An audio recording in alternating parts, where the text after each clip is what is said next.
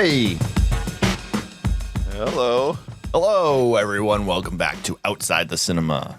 Am I a little gravelly this morning? I feel like I'm a little gravelly this morning.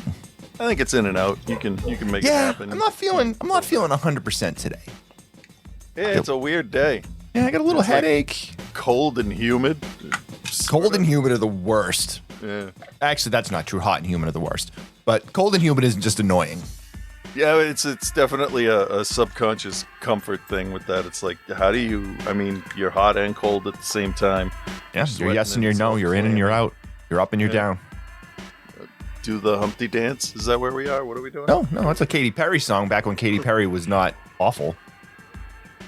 Anyway. Fair. Yeah, it's Outside the Cinema, your weekly source for cult movie discussions. Welcome back, everyone. Yeah. Here to talk about two flicks this week, 1982's The Forest, which is one that I've seen the box art for and seen the poster art for many a year, and we'd never watched it. No. All right, cool. Forest in the woods slasher. Mm-hmm. Right, we're there, bro. We're there. Yeah. And then the other one, Cellar Dweller from 1987. Mm-hmm. The Shape of Nightmares to Come. Ooh. That was John Carl Buchler's film, with Jeffrey Combs showing up for a cameo also. Another one somehow, despite the fact that it was on the shelves of the stores in our day, and I had never watched it. Had you watched it before? No, for me it was the rhyming title just put me off the whole thing for some stupid reason. You expected to have like a goofy rap song to open it up with? Yeah, maybe some of the creatures from the Guyver would show up and do stuff. Oh, see, I got way more of a like cheesy hand puppet Ghoulies Critters vibe from it. Okay. But a Fat Boys theme song would have been good. Yeah. Down in the basement, cellar dweller. I don't know. Is that what the Fat Boys sound like? Anyway, hey, thank you, patrons from our Patreon and patreon.com/outside the cinema. We were going to get into some of the Patreon picks this week, but I honestly and fully transparent just got crazy busy last week. And by the time I realized I hadn't told Chris what the movies for the show were yet, I hadn't checked to see what we had and what I needed to find and where I needed to find it. So I just grabbed two off of the list that we've talked about this before. We have a master list of movies that I have. And by master list, I mean basically a Tubi, all my stuff saved in Tubi. It's like, we're going to cover this at some point, I'm sure. And I went and grabbed these two. So hopefully next week we will get into some more Patreon picks. If you are not a member of the Patreon, please consider it. Keep the show alive. DIY podcasting lives through things like Patreon. Without it, we couldn't continue to do the show because it just can't justify the cost of these things anymore. So patreon.com/outside the cinema. Any type of monthly donation would be very much appreciated. $5 and up, you can choose films for the show. $10 and up. I know I always say this and then we never do it. But you can basically program a show. If you want, I have a top 6 list. We got to do that. I have lists that people have given us. I apologize for that. So let's just say we will get to it. Yeah, but we could maybe tentatively set September aside for that. That's potentially, potentially. I do know a few of you guys watch the show, or at least watch clips from the show when we stream it live for video. But they updated our software, which basically, sends it out to all the places. And currently it's not, I know people would watch on Facebook. It's not going to Facebook for some reason. And I can't quite figure out why. I have checked on that. That's not me being like, oh yeah, I'm going to look at it. No, I have looked at it. Everything seems to be in place where it needs to be. It's just not getting there for some reason. And also it would go to the Outside the Cinema YouTube page, which really is only used for us to send the streaming shows to it. Oh yeah. But you can watch on Twitch. You look it up, just look up Outside the Cinema, and the shows stay there for 30 days, full video. Or for some reason, like, you have the Riverside address, you can watch it on Riverside too, I guess, which I don't really share. I probably could just share that out to people because we have a link we can send that's for audience. But again, I mean, we record Monday mornings, so it's, it's not an opportune time to join us live. Yeah, it's not as far into the week as you can get away with watching internet shows at work. Right. Yeah. You've got all your stuff done for the week. You know what? It's Thursday morning. OTC's on. I'll fire it up. And honestly, with my schedule the way it is, the up and down, I set Monday mornings aside, usually. Basically, how it goes, if you want to know, is I look at my plate for the day on Monday, bang out the few things I know I can bang out before like 10 a.m., and then send the text message to Chris. I can go whenever you want to go. And then I just start working on whatever I'm working on until Chris is like, all right, cool, 10 minutes. Yeah. And then we do the show. Seems to work. You know what? It does. Yeah. It does seem to work. What do you got going on? You got to promote anything? You want to say websites for people to go to, or? We got the art stuff, but what we're doing right now is we're trying to figure out a Halloween approach. Like she started doing up a couple posts, and I'm like, okay, well, good, let's do something with that. And she was just making art. Nice. That's part of the problem, is like we're doing stuff, and I'm just drawing and going to work and whatever, and she's doing her thing. And like, when are we supposed to have time to all talk? You know, it's I'm not saying it's going bad. I'm just saying I see why it's a lot of work for people to do this stuff. I mean, I knew it would be, but the not knowing what's going on is weird. Rip got accepted into college. Excellent. The other day, and I'm like, she's just like, oh yeah, and then there was the email from the school that said I got in, and she just kept talking, and it's like, really? Like, dude, back up. Hold on. Like, I know it's late in the year, but like, she didn't know what she wanted to do out of school, and we wanted her to be able to just concentrate on the end and do as well as she could. And I don't know if that was right or not, but whatever. If it's the decision you made and you felt it's right, then it's right. Yeah, well, if it works out for her, it's good. I'll tell her I say congratulations. That's awesome. I will. Thank you. So yeah, it's been that, and both of them have been sick, not from butt lettuce, but from other stuff. And I've been trying to stay away from people, not to get sick, because I have to go to work and do those kind of things. But Ellen has been doing she's got all the different what's it called, templates. There's scarves and skirts and all kinds of things, and we put some backrooms things in there that I did wallpaper on my little Procreate thing, and we put that on a skirt and a bucket hat, because that was funny to me. That's bucket hats are the best, man. Don't hate on them. It's right there. So, but what we were afraid of doing initially in the beginning is oversaturating with here's a t-shirt, buy a t-shirt. And so we've gone as hard as we can in the other direction of just posting pictures, which isn't helping either. We're experimenting with like small ads just to see what kind of views it gets or any click-throughs and stuff. So we're trying to learn as we go, but the biggest part, the hardest part about it was just putting it up there and not caring about negative feedback. Or lack of feedback in general, which is really just as frustrating, if not more. Yeah, but for this, I mean, I would be surprised if I got a negative comment, like not like the shirt it was put on sucks. Like you see the picture you're gonna get, right? So, like just an in general comment under any kind of Instagram post, this is the worst art I've ever seen. Thank you. You can go. I don't know why you even need to say that. I don't understand the need for people to comment on things. Yeah.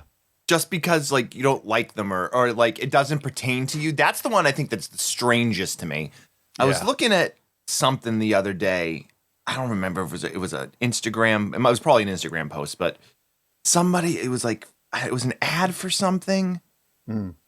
Or no, you know what it was? It was like a live performance of a band or something. And all of not all, but most of the posts were all like, fire emoji, like, oh, so glad I saw that, whatever, And then there's like this one post that's like, well, this band sucks. I don't listen to them, so I don't care. But Okay. You spent time and energy to post that. Right. Like, you could have just easily been like, oh, whatever band I wish I could remember what band it was too, because it was like a super like niche band. Like, okay, you don't care about this band. Oh yeah, post of Foo Fighters. Okay, just scroll past it. But you felt the need to stop. Yeah. And tell people that you don't like them, so that you don't care about the post that you just took the time to respond to. Yeah. Makes no sense. Maybe was that Armand White? He's a contrarian and would definitely do that kind of thing when he's not reviewing movies really terribly. I mean, I don't know. I don't know who Armand White is. So good. I haven't looked him up in a while, but I like reading all his dumb reviews. Like my favorite that he did was he reviewed I, Tonya and said it wasn't gay enough because it's about figure skating. I guess it has to be gay. It's about female figure skating too. Tanya's straight, so and so was Nancy Kerrigan. Initially, is she not now? No, and she took an arrow to the knee, crooked knee. Get it? Okay. All right, there we go. Yeah, they were friends. That was the weird thing. They got along with each other. Yeah, well, I don't know. Anyway, not the point. What's the point? The point is we're talking about Cellar Dweller and The Forest this week. Yeah, it's spectopiaarts.com on Etsy, and there's also one Channel 27 at midnight, maybe, is what it is. We couldn't have just Channel 27 because that was already, I don't know. But Channel 27 is where the pop culture fan art, I guess we're going to call it, goes. And Spectopia is all the original stuff. Love it. And we got stickers and shirts and all that stuff, and cryptids and whatever. And fall is coming. Hoodie time. Yeah.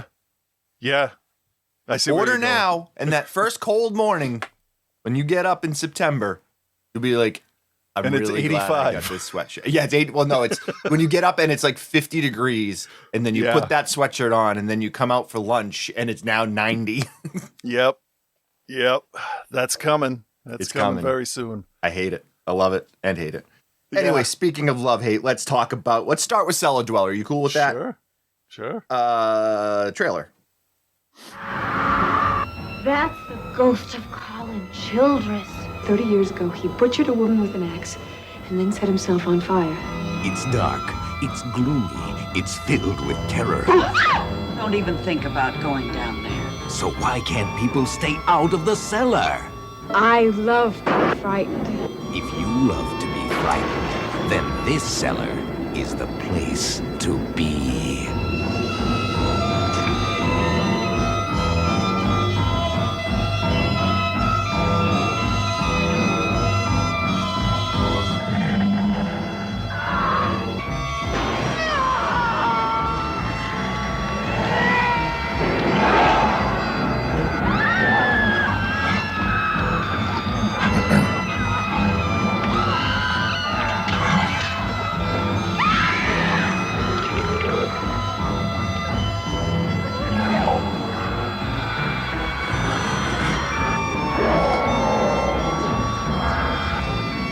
Innocent woman is terrorized. Her life becomes a nightmare when she won't stay out of the basement and is snared by the evil cellar dweller. What? All right. I'm not getting paid to edit this anymore. It's done. Cellar Dweller, 1987. Christ. Directed by Jean-Carl Buchler, written by Don Mancini. 30 years ago, a comic book artist brings a demonic creature to life through his art. Now, a female comic book artist following in his footsteps is doomed to repeat history when she unleashes the demon again. Starring Yvonne DiCarlo. You might remember her from such films as The Ten Commandments. Also, she was in some Tales from the Crypt episodes. What's here? Mirror, Mirror. Yeah, she was a big time actress back in the day. Yeah. Deborah Ferrantino is the female lead. She had supporting roles in stuff like Bugsy and Malice, and TV shows like Eureka and Capital. Brian Robbins, who's probably the most recognizable guy, you might remember him as Eric from Head of the Class. Yeah. I know he's done a lot of production for Nickelodeon and stuff over the years. Was he involved with? Not just that. Wow. He's the president of Kids and Family Entertainment for Viacom CBS Domestic Media Networks. Is he really? Yeah. Currently? That's what his IMDb says, yeah. With oversight of all strategy, creative, and business operations for the company's kids and young adult-focused brands, including Nickelodeon, Nick at Night, Nick Jr., Teen Nick, Nicktoons, Nickelodeon Studios, and Awesomeness. He also has purview over the Nick Experience, Nickelodeon's experimental division. I had to oh my God, there's okay. Which includes live shows as well as domestic consumer product. Wow. So he played Goofy Dopes in most of the things he was in. That I remember him in. Well, head of the class, he was like the badass. Mullet and the leather jacket. He was supposed to be, but he was this guy basically in a leather jacket. He wasn't like dangerous. Well, I mean, it was head of the class. Yeah, I know. Which was dangerous because Yeah.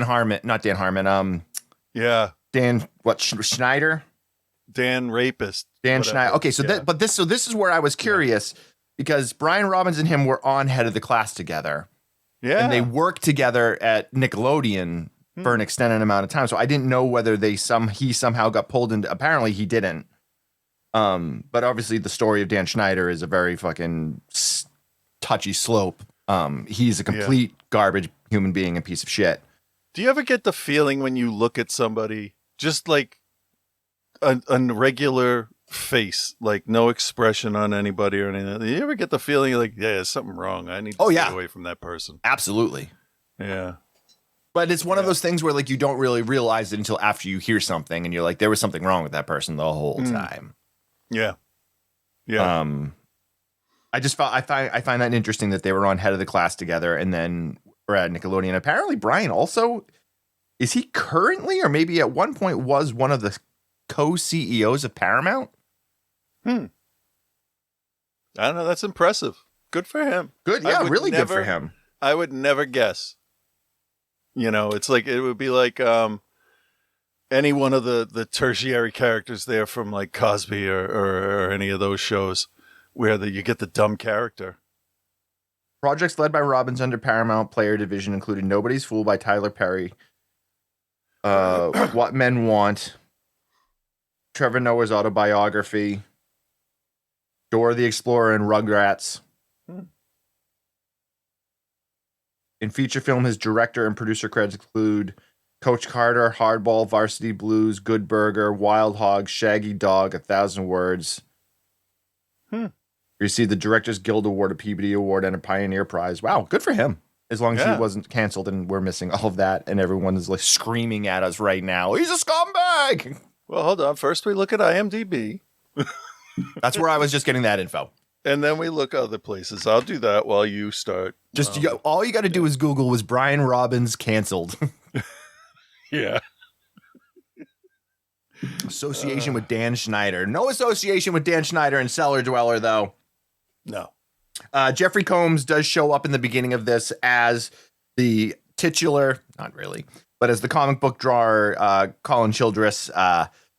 This film starts off with him in the cellar, dwelling, if you will, drawing a comic book. This comic book is a monster attacking a beautiful woman. And he basically, in this weird kind of, we're not sure what's actually happening and what's not. The monster comes out of the comic some way, attacks this woman. He tries to defend her, but ends up burning down the whole studio.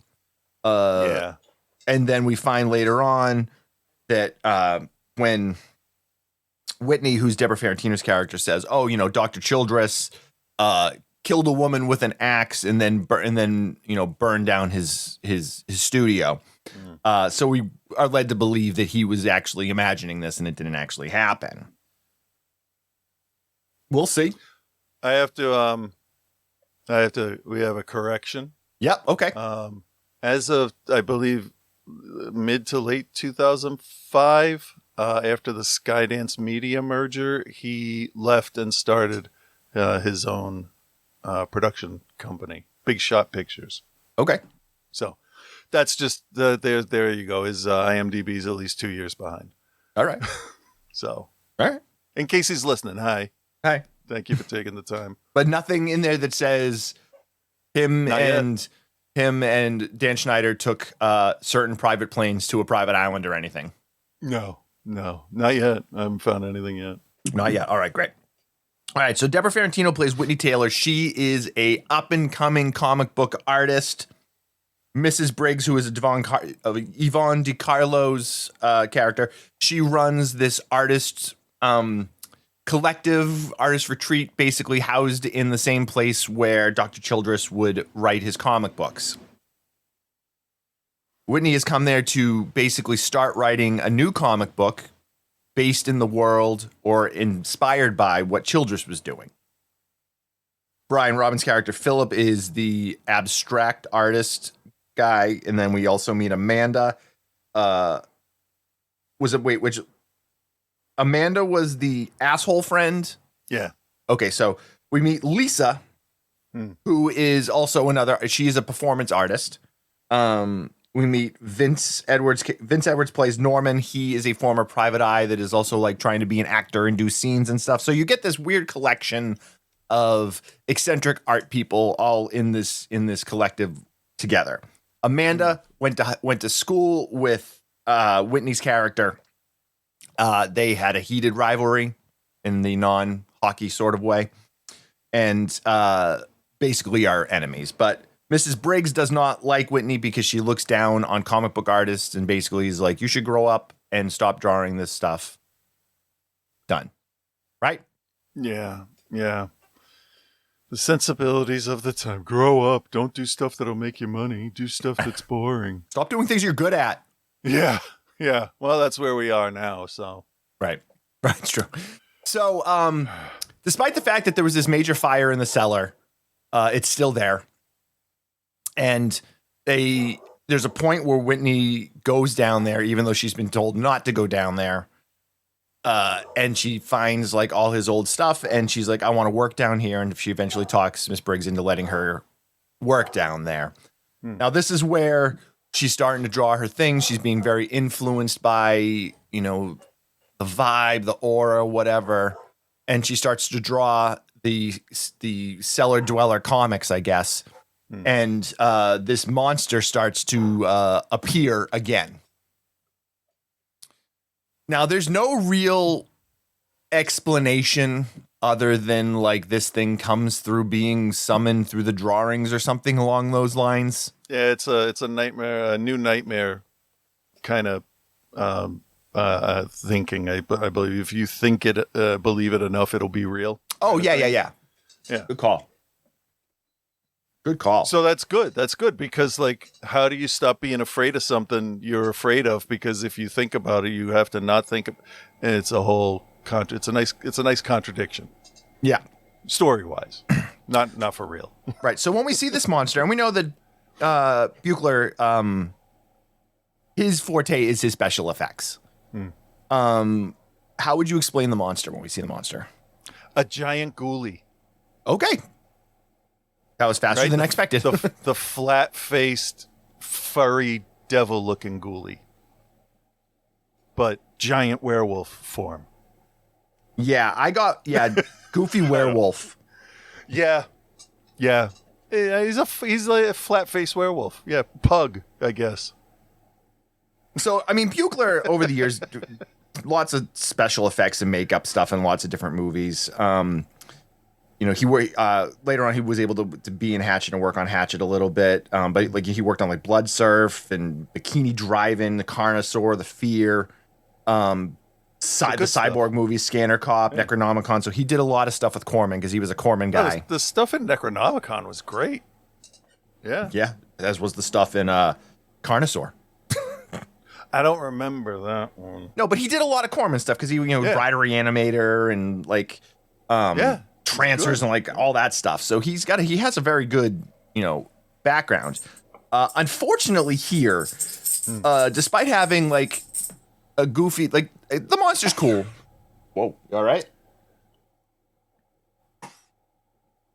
The dog is like, Everything good? yeah, you okay, Bark? Yeah, he's fine. Having good special effects does not always make a good movie. Because as this one kind of goes along, it very quickly starts to spin its own tires. Because I don't know. What? Are you all right? When did you get your dog a trumpet? I don't know. You can hear that though, right? Yeah.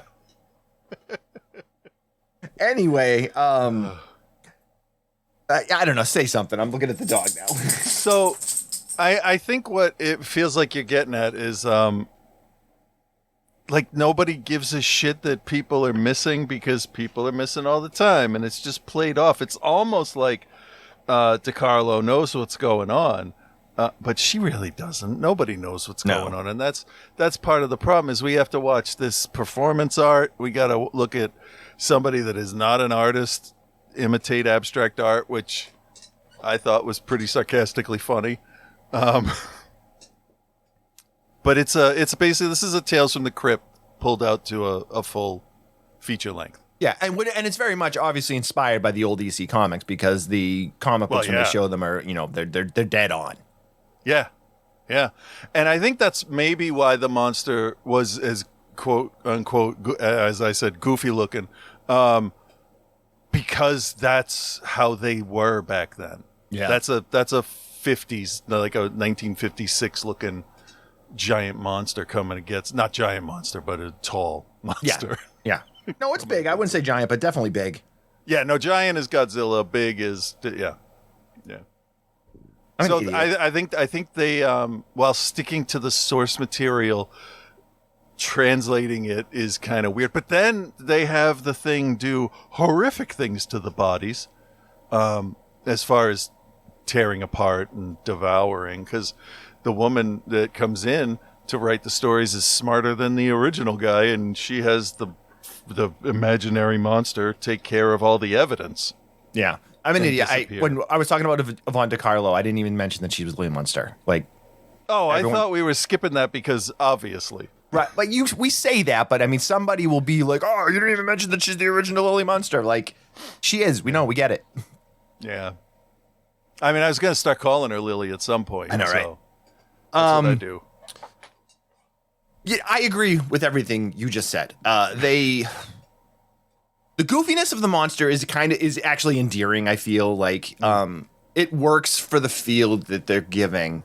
But like a lot of films from this time period, like they put all of their budget into creating the effects in the monster. Yeah. And forgot to pay a screenwriter. Yeah, and that's where like something like Tales from the Dark Side excels. Right. Or even the Tales from the Crypt TV series, where like they're able to tell a more complete story in 42 minutes than this film tells in an hour and 20. Yeah. That's a good point. Not all. You know what though? It's not all bad. It's not all bad. It's no. It's. I found it as like a sincere, charming little. Hey, we got this space. Look at this basement we have. Because I'm assuming it was a real place to save money. It was a real cellar to dwell in. Yeah.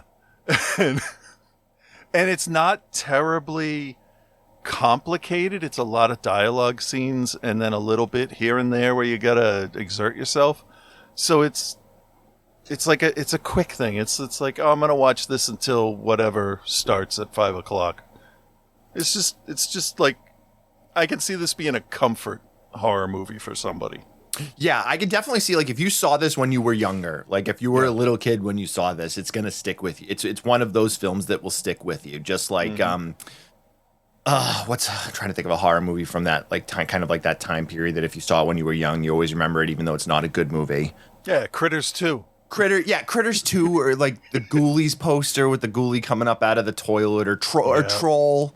Yeah. Which Buchler also did. I think Buchler did the effects in Troll, if I'm not mistaken. Munchies. Yep. With the mohawk and the beer can pulling on the skirt. Tremors even. Oh, Tremors is, that was a good poster. Yeah. But like, it would stick with you and you'd be like, oh, I saw that one as a kid and I'll never forget it. Yeah. Yeah. Or that really means I'm going to remember it in the best possible way because I love it. So, And I'm but not it's got gonna a lot watch of it again. yeah, it's got a lot of B movie charm to it. It's got those, Yeah. it's got a couple of recognizable faces. Like I saw a lot of people that were like, "Oh, Jeffrey Combs is only in the first 10 minutes of it." Yeah, he's only He's only That's what a supposed to be in the cameo first 10 is. minutes of it. Yeah. And obviously Yvonne DiCarlo being there is, a big part of it too. Yeah, it's got some charm to it. Yeah. Yeah, it's got some charm. I don't know what else to say about it. All right, well, let's grade it then. Christopher, Cellar Dweller, do you recommend, and what is your grade? Yeah, I'm gonna recommend this. It's fun, just like cute monster fun. There's really, is there nudity?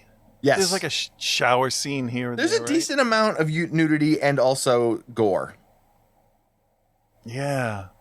That didn't stick in my head though. Just like the innocent, like, hey, we just want to do art kind of. That was like the overriding feeling for me. And okay, anyway, so I don't remember that, but yeah, I'm gonna recommend this, and I give it a C plus. I want to go higher, but at some point, all of them felt like it was like one scene where I was like, all right, we've had it. This is the last scene of the day. We're just gonna get it done. Oh no, the monster. I mean, there were ups and downs with the performances. Some of them were over the top horror attraction screaming, and some was like sort of realistic. And it's funny. I don't know what my point is, but it is kind of all over the place. And it's funny to see that like the stage girl really overreacts. Yeah. Oh, yeah. But anyway, that has nothing to do with anything. So yeah, I'll recommend it in a C plus. Cool. Maybe B minus. Yeah, you know what? I'm gonna agree with you for the most part. It's I'm gonna recommend it if you're into the mid to late 80s found on the shelf of the video store oddity stuff. It's not gonna do anything that you haven't seen before, but I think the effects are cool if you like Buchler stuff. Like if you've seen Troll, if you've seen those other ones, like, and you'd appreciate what he does, then yeah, check it out. It's nice to see kind of like someone like Brian Robbins, who is recognizable from a number of things, and obviously Yvonne DiCarlo also showing up, and you do get your Jeffrey Combs stuff. Yeah, So that was a nice surprise. I didn't expect that. but yeah, I mean, it's not making any all-time lists or anything like that. It reminds me very much of like Castle Freak or like Yep. Lurking Fear or those other ones that were like, they had these really cool VHS boxes and you watched it and you were like, that's fine. Yeah. That's what this is. This is it's fine. Like, nothing wrong with it. If you love it, great. If you didn't like it, also great. It's one of those. You go to a 24-hour movie marathon and it's the film that plays at like 2 p.m. Yeah. Yeah, that's exactly it.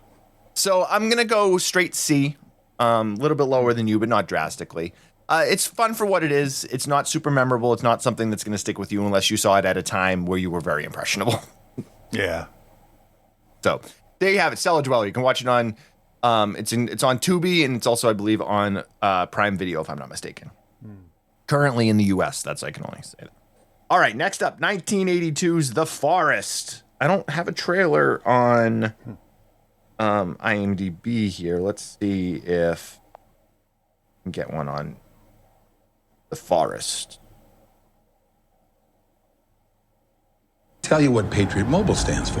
No, don't. I don't want to They stand know. for the lives of the unborn. They stand No, for it the Second doesn't. Amendment and Welcome to the forest. Do you know how many people go into these woods every year and never come out alive? At least Steve, 3. Sharon, Charlie, Teddy. Thought they'd planned the perfect weekend outing. Far away from the city, the crowds, and the traffic. But this time, maybe they've gone too far. No! Into the forest.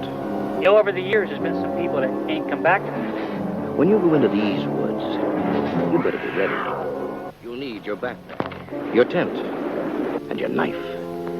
And if you don't have one, somebody else will. Daddy's going hunting. Ask yourself, what on earth could possibly spoil the fun of a weekend in the woods? What on earth can save you from it? Watch out for the rocks. Watch out for the rapids. And stay on the trail. I think we're lost. And whatever you do, don't go in alone. Because what begins as an evening under the stars is about to turn into a nightmare in the forest. They're being watched. They're being followed. And suddenly they know they're being hunted. We never even found your body. You're invited to take an excursion into total terror. You'll run for your life. You'll cry out for help. But no one will come to save you from the horror of the forest. You're just dying to get away. Come, spend your next vacation in the forest. From Comedia Pictures, a wide world of entertainment release, rated R. Daddy just got another one. The Forest, 1982. Before we start, yeah, I want to say this took so many left turns. I have no idea anymore. This was like a sucker punch every 45 seconds. No, not that often, but like every half hour, it was something different. All right. Well, here's what's going to happen. I'm going to give all the specifics, and I'm going to let you run with it. Written and directed by Don Jones. Also did Schoolgirls in Chains and Sweater Girls, starring Dean Russell, Gary Kent, Tommy Barrett, John Batiste, and Wilkinson. 1982. Basic story: cannibal hermit living in the woods preys on campers and hikers for his food supply. All right, Chris. Yeah. Where do we start? I have. So you get cocaine from poppies, and then that's sent to Hollywood. All right. This is a difficult one because you have, and a lot of these descriptions are going to end in question marks. Fair Husbands and wives, boyfriends and girlfriends. At least one husband and one wife. Okay. They're going camping to an area that we've just watched people get murdered at. But the two women are going together and the two men are going together, which, I mean, why? Well, What was the reason for that? If I'm not mistaken, the reasoning was based on the fact that the women thought they were going to be independent, and they're like, we don't need no man. We can go out and we can go on our own. And the guys were like, no, man, you guys are women. You can't do anything. Yeah. So, we got to go with you. Yeah. Super this early was damsel 80s. in distress from the beginning. That super early 80s. Women can't take care of themselves. Like, it was a trope from the time period. Well, What's frustrating is that they then are like, no, we're gonna go on our own, and the men are like, no, we're gonna follow them. We're gonna follow them because they can't take care of themselves.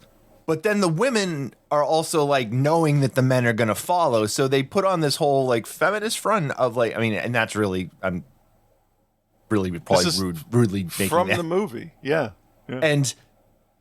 But they're like, oh well, they're gonna come. The men are gonna come because they immediately then illustrate the point that they are completely inept with being there by themselves by the fact that they can't set up the tent.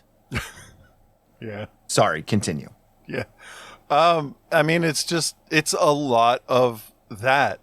And then the goofy shit that the two men get up to, the cars. Remember when cars needed water? That happened. They stopped. I'm trying to remember. It's all like this dusty haze with a mustache. We got a mustache dude that sort of looks like J.K. Simmons a tiny bit. Very Tom Selleck. Very Tom Selleck. Oh, God, yeah. Very acting super, very, very, very super, very super tough the whole time. Very brave and knowing and like just, this is what we need to do.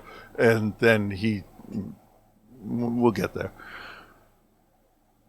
So neither group is capable alone, as we find out. Mm-hmm.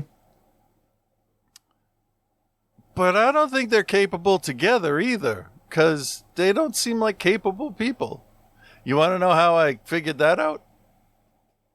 One of them How? gets murdered. Well, yeah, very quickly.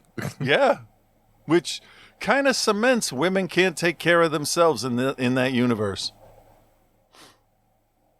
I mean, can't argue it.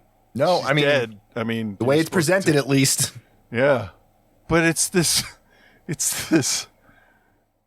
like Wonder Bread looking hobo. He's not dirty. My God. This movie. The two men fuck their way through the forest after they forgot where they parked their car. We'll just say that. I don't give a shit what happens to them. Well, let's also say that these two guys are supposed to be like best friends or whatever. And every scene they're in together, all they are doing is fighting with each other. And I'm like, these two guys hate each other. They're not even they're not friends. They need to talk out their relationship. Yeah. Because they, at times, were very close to each other. Just saying. It could have gone either way. The mustache was really, throwing me off. Yeah. Well, you needed that to tell them apart. Yeah, especially on the women. So they get caught in the rain? Yep. The men get caught in the rain and they act like those gorillas that we've all seen walking along trying to avoid the rain, and they look all scared at the zoo. And they come across a cave. And they go in, obviously, because, you get out of the rain. But they find a dude in a rocking chair. No, they find an empty rocking chair and meat on a spit. And then where does he come from? He comes back in from outside, right? From behind him. Right. Well, we haven't mentioned the ghost children yet, so. Oh, God. Oh, was Bobo there? No Bobo. Sorry, no Bobo. I don't remember Bobo, so good. Good. Yeah, there's these two kids in the woods. Or are there? Well, they're in the woods, I'm sure, right? Oh, and the mother, too. Oh, Jesus, this whole movie's giving me indigestion.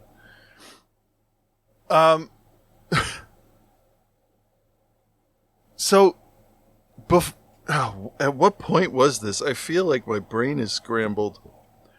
Before the rain, before they go into the cave, they're at a camp. They have the campfire, and the woman shows her. Have you seen my children? Like, lady, it's 2:00 in the morning in the woods. No. Well, they're going to be punished when they get home, which I'm glad they added that part, because it really does, like, just fill in that one other, like, unbelievable point about how she was. Mm-hmm. But if she's always talking about beating the shit out of him, I guess, yeah, she was an abusive mother. Yeah. Who'd have guessed? What I don't understand is when the guy tells his story that, and I'll just, because they drag it out for so long. It feels like you got to watch 3/4 of the movie to get to his whole thing about why he's in the woods. It probably was. I didn't check. Like it's not. I don't condone it. I understand. But the kids confused me for a little while, and I think that's what they claim happened with the children. That kind of, I don't know. I didn't like that. It just didn't make sense. Also, why are you hiding in the woods? He could have gone anywhere. But this is definitely a film. The more you think about the weird, abrupt twists and turns that it takes, the less sense that it makes.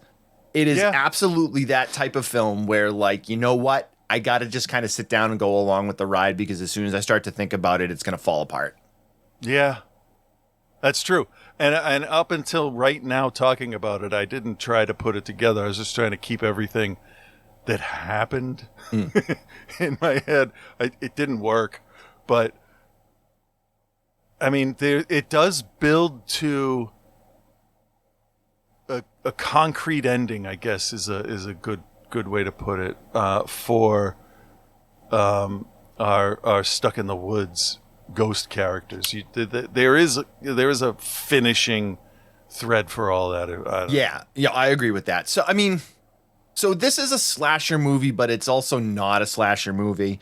I think it actually would have worked a little bit better had they kind of gone with the slasher trope of you not knowing much about the killer and people just kind of getting killed off, but rather than presenting you with his full story right from the get-go and seeing him from the get-go and knowing that he's out in the woods because he had killed his wife and then he had taken the children, but the children aren't there anymore. But their ghosts are for whatever reason, and he's now a cannibal because he needs to eat.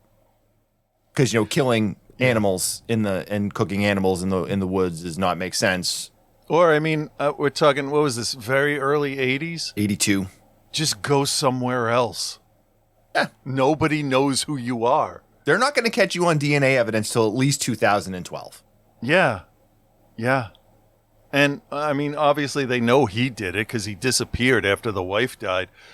The kids say that they killed themselves, which because they were sad. Immediately contradict. Yeah. Right. The kids get sick, and because of the way they're living, they're in a cave. Like they when they get sick, they give up the will to live. I don't consider that just killing yourself, like they said. It's bizarre. It was a. I mean, I understand that they can see it that way. That we made a decision to not fight but like, okay, sure. You had to get there somehow, I guess, to get him all alone. But sometimes the kids are like a little bit see-through and echoey with the voice, and sometimes they're like right there. Yeah. Like they forgot to put the filter on the lens. Yeah. Yeah, and then they're like, well, if the filter's not on the lens, we cannot put the voice filter onto them. That'd be weird. Yeah. Either that or they rented it and they had to give it back before they were done filming. That sounds, yeah. That sounds more likely. Yep. The hikers, they're like secondary to everything else. They're pretty much just there to get our kids' characters a solid ending, in a way. I guess. Yeah. This is strange. Well, and it's like, it's all so just like basic. Like, of course, the two men, one of them's got to get back to the car. But only one of them knows how to get back to the car. And of course, as soon as he leaves, he immediately breaks his leg. And the bone sticks through like that, like the most like common, like, and when he falls and breaks his leg trying to cross the river, like he steps up on this rock and then like somersaults himself into the water and goes, and then the bone sticking out of his leg. Yeah, that was hilarious. It was hilarious. It's like he launches himself off of this giant stone. Yep. Anyway. Yep. I think this film did have some good things going for it. Like it feels very secluded in the woods. Yeah. It's got a nice kind of eerie atmosphere with like the sound effects and the music that they use. The issue is the killer is just the most like unassuming, and sometimes unassuming killers will work, but not cannibal living in a cave still has a baseball hat and clean jeans. Like, he looks like the guy that when you're on vacation and you go into the local pub, bar / restaurant, is sitting at the end of the thing and he's there every night and hates the tourists that come to town. Like that's So he's from Maine, is what you're saying, or New Hampshire, past Manchester. Yeah, good. But again, there's a certain quality about it too that I also found, like, this is cheap. This is obviously done on as little budget as we possibly can. And they're cutting some corners, but like, I got that they're trying from this. Yeah. They just got in over their head with their storytelling. Yeah. That's honestly, that's really all it is that they I I don't know if it was too complicated or if it just needed to be trimmed or streamlined a little so it all made a little more sense, like cohesively for both sets of characters. But yeah, better to try something ambitious and fail, because it's still better than a bunch of other stuff Agreed. we've recently watched. Agreed. All right. All right, Christopher, do you recommend, and what is your grade for The Forest? Yeah, I'll recommend this. I had fun watching it, trying to guess where it was going to go and being wrong. So that was nice. For a grade, I'm going to go C minus, maybe later C. But I think the way the story just, I mean, Act 2 is just exposition dump the movie. Yeah. So there might have been a better way to present it. Clean it up a little bit, the yeah. whole thing. Yeah, maybe somehow connect the people, because maybe the guy that always used to go there to that part of the woods to camp, maybe he ran into the guy when he was younger and they recognize each other later, and there's the connection.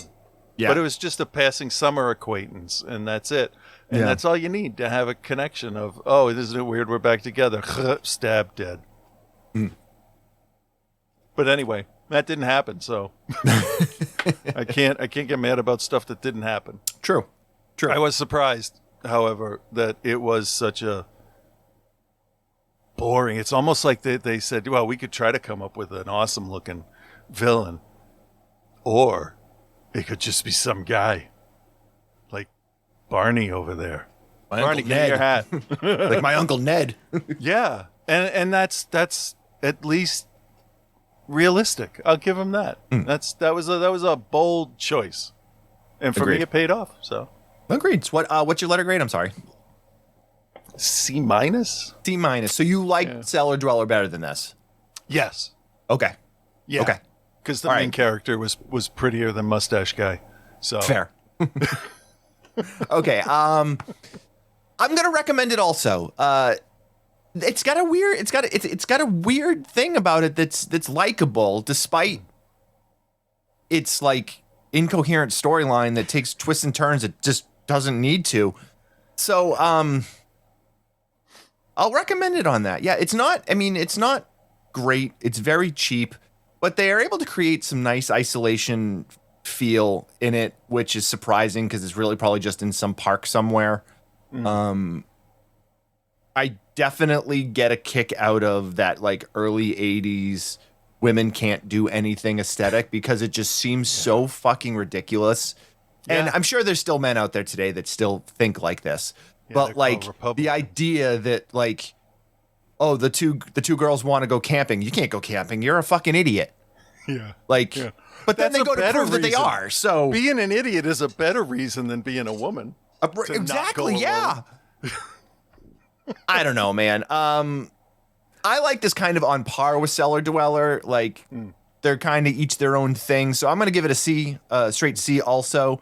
And it's a recommend based on if you like early 80s slasher films and you're looking for something that might be a little bit different. Yeah. So, okay. No Joe again this week. He's got some stuff going on at home. We're letting him do his thing. He will be back soon. And wishing him luck with whatever he's taking care of. I don't really know a whole lot of details, but we've missed him. Wish him and his family well with what's going on, and hopefully he will get back to us very soon. Okay, moving on. Reverend Scott's got a review of a sequel no one asked for. You guys keep me busy. Yeah. Trying to make sure it's got all the main reviews and as much Joe and Scott as I can fit in there. That's what she said.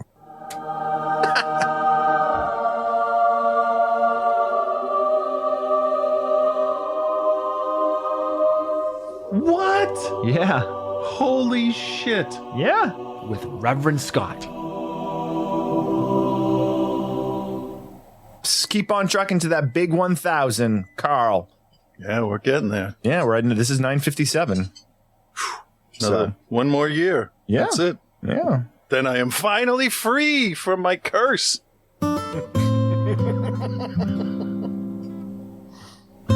Hey there, Bill and Chris. This is Reverend Scott, here for my weekly review and martial arts showcase. He is a master ninja, remember?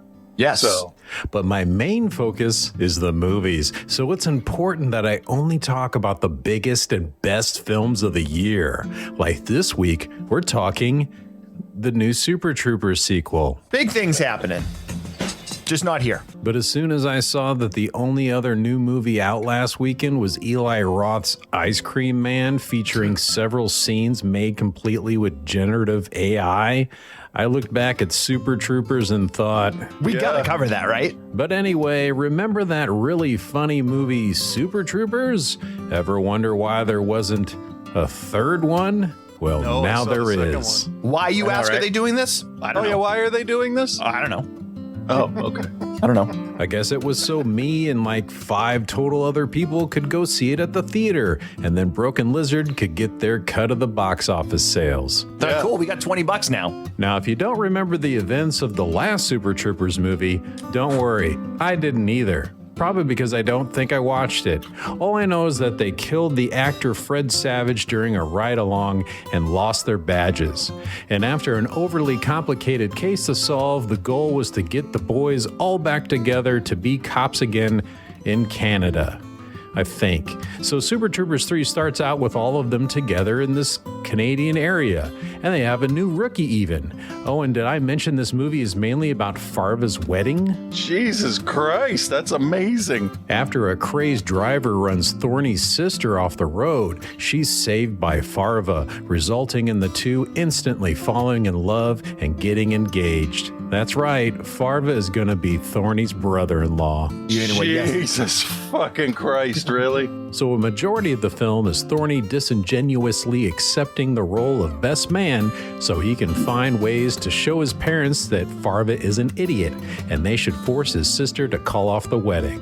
And Farva somehow, while acting like an idiot, still manages to impress the parents. Something's wrong with that guy. Meanwhile, there's this subplot about this Moose Clock Maple Syrup Company's trucks that has fake corn syrup inside and they're getting vandalized and stuff. And Mac and Rabbit thinks it's the Buchanan boys that just so happen to also be running the wedding venue.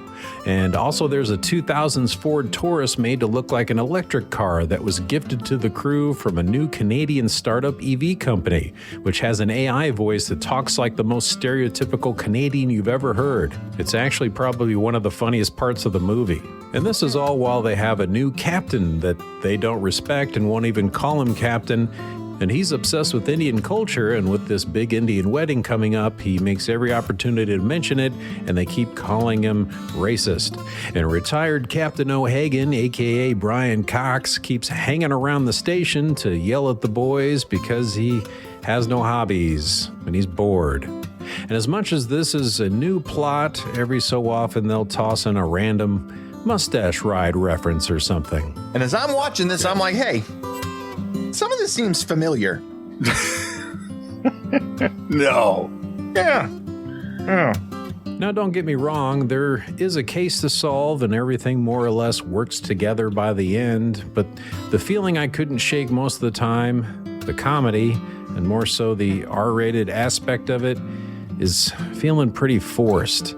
There's a lot of fucks thrown in there that just seemed like were to, have a lot of them. Granted, most people, I'm sure, have been begging to see more of Farva's flabby ass, but it still felt pretty forced. It's all very deliberately silly. Yes. But it's just too much. How about an example, I hear you asking? No problem. Right after his bachelor party meal, Farva decides he's gonna get a full plate of lobster, and he's deathly allergic to shellfish.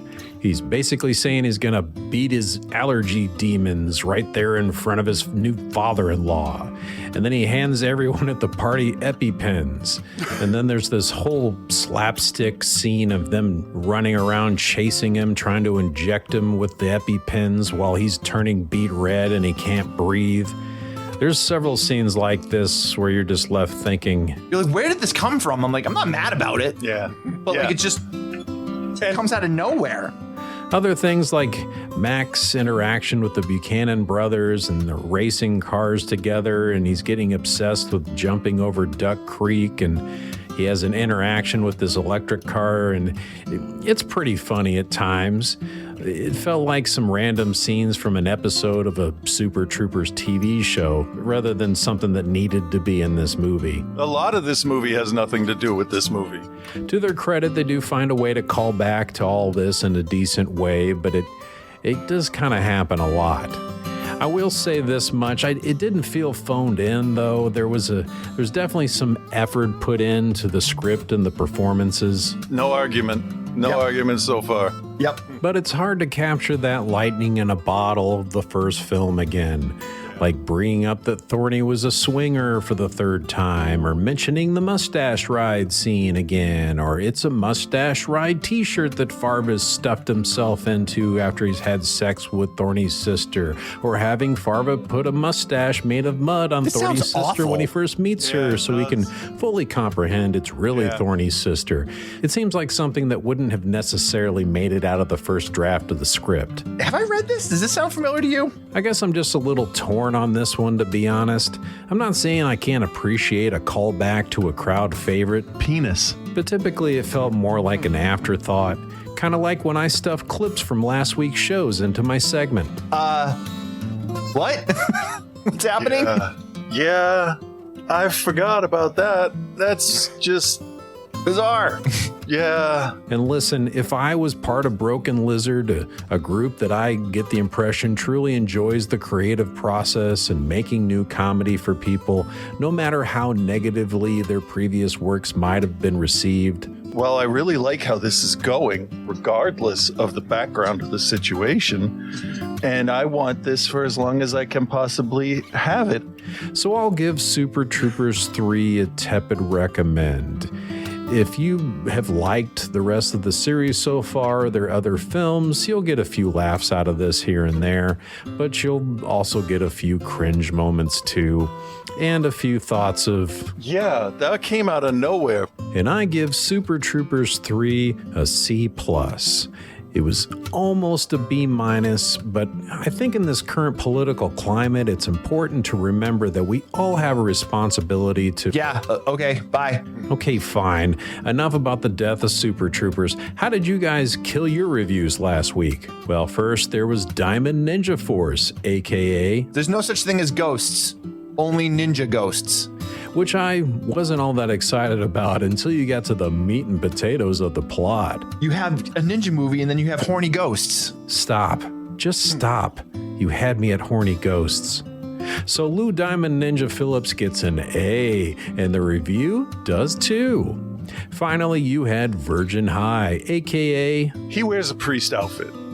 He does not imitate a priest. No. He just is wearing the clothes and trying to get some ass. Yeah. I think we've all been there before, haven't we, fellas? Yeah, obviously.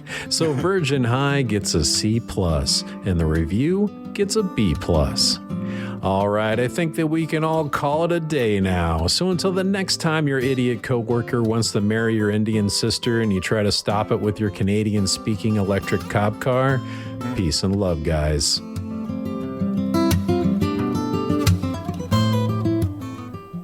Outside the cinema, reviewing every new video I upload on my OnlyFans. But you do kind of have to see it to believe it. But don't watch it. Penis!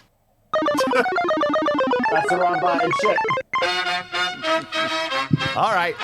Yeah. Another week down. Yeah. Thank you very much, Scott. Appreciate it. Patreon.com/outside the cinema. Start sending us ideas for segments or films you want us to do or like any of that stuff. Also, if you have any questions or there's any other stuff, you can also email us at outsidethecinema@gmail.com. Spectopia Arts at OTC Bill at Cthulhu. All kinds of stuff going on. I say that, but not really. There's things going on, just not OTC things. True. So we'll be back next week. A couple more movies, and we'll do it again. All right. All right. Bye, everyone. Bye.